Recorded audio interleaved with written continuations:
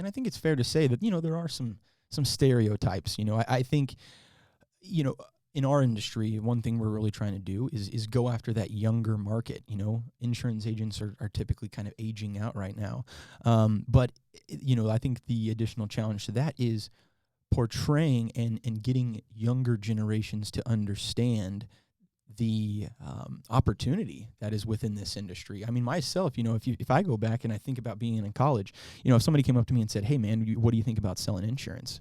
I would be, that's the furthest thing that I want to do. I'm not gonna be that guy. Yeah, that's, I grew up, watching movies and stuff and seeing the whole stereotypical, type things. But no, it really is. And in some cases, not all products, but in some cases, it's really an easy sale.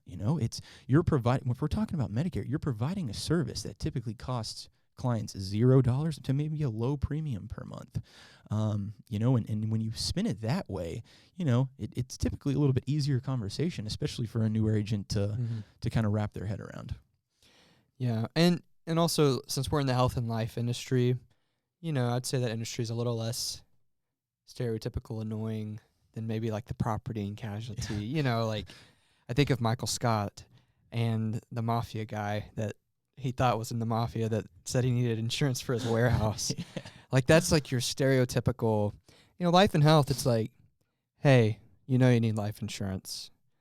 It's pretty obvious at this point. At least in our society, I think that's a pretty well accepted fact that if you have dependents, you probably need some life insurance. Yeah, absolutely. And then the health insurance, it's a given, especially Medicare. Yeah, and I think that what you just hit upon is the easiest way I kind of look at that is I just feel like there's not enough people asking those questions. And if you are willing to ask those questions, chances are you're going to grow your block of business. But a lot of people, may not be comfortable going up to, a friend or a coworker and saying, "Hey, I know you just had a baby. Have you thought about getting life insurance?"